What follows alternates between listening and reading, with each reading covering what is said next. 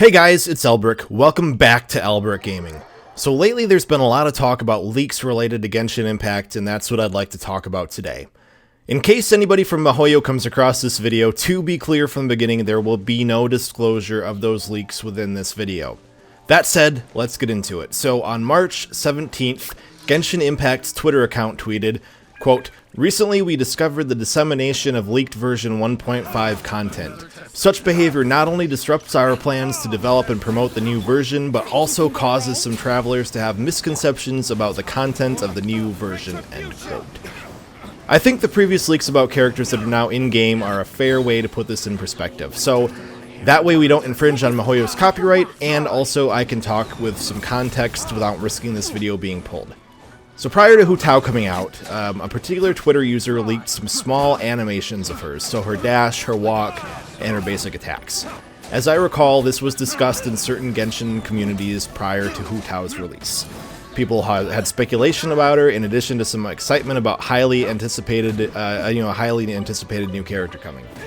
So now I can see two sides to this leaking problem that MiHoYo has.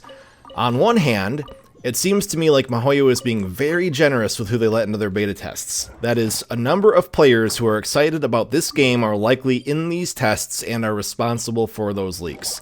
Now, I've been in a number of closed betas before, where the testers had to sign NDAs and only had access to specific sections of the game in very small timed windows. We could only give so much feedback during those time tests, and a lot of the discussions, I think, about those games were left to the companies behind the game. So I don't think that the players had a lot of feedback agency. That is, I don't think that their feedback really counted for as much. I think here, MiHoYo is giving access to a lot of real players, which is important because it allows those real players to provide feedback that MiHoYo could ultimately use to improve our gameplay sessions in the future. And if MiHoYo ends up shuttering these tests and only inviting a select few people, we could be worse off for it due to that lack of feedback, especially if those select few people invited are not Genshin players. Now let's get to the other side. Dragonspine is the only new zone that Genshin has had since release. Sure, there's been new content. In particular, Theater Mechanicus provided some great alternative gameplay to what we're used to, and it was an excellent way to keep playing a game that is kind of getting a little stagnant and your resources deplete every day really quickly. Unfortunately, those new events are few and far between, and none of them seem to be permanent.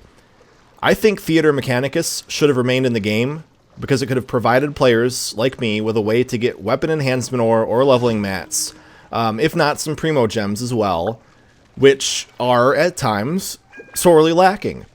To me, Genshin seems a lot like an early access game. There's content here, but it's not complete, and new content right now isn't adding much to the game other than occasional events. So these leaks, as I see them, provide gamers with small insights into what's coming up, and I think that adds excitement to a game that has stagnated for a lot of people. I run out of things to do on my main account, no more than an hour into the game most days.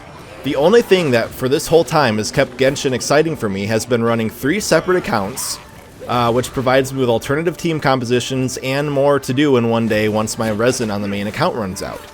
In addition, starting this YouTube channel has given me a reason to keep playing as well, but at the end of the day, if these leaks are providing players with excitement, is that really a bad thing for MiHoYo?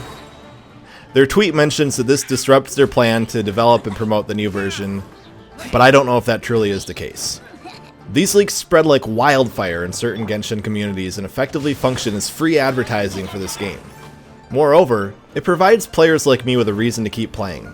Again, I'm not going to disclose any leaks here, but I will say that I've seen a couple upcoming characters that, if they are represented even reasonably accurately, seem very exciting to me and entice me to continue playing. We're already at a point where banners are starting to rerun, which is great for new players who missed out on somebody like Venti, but that doesn't do anything for players like me who have had him since the beginning. I have Venti, I don't want his constellations. I have 6 constellations for every 4-star on his banner, so I have no reason to pull for the duration of his banner. The only reason I even could consider pulling on Child's banner, really, is Rosaria, and that's going to depend on my impression of her trial. Because at the end of the day, she'll ultimately be added to the 4-star pool, and I could obtain her on the standard banner, theoretically, anytime I want. Well, if my luck's good. So, at the end of the day, what does this mean? Well, MiHoYo technically is not wrong to protect their intellectual property. Shutting down leaks is well within their rights, and they are entitled to do so, but I think it's doing more harm than good, as they're silencing people who are encouraging excitement about a game that's not getting a whole lot of new content on a regular basis. What do you guys think about this? Drop a comment below, let me know what your thoughts are. Until next time, guys, thanks for tuning in.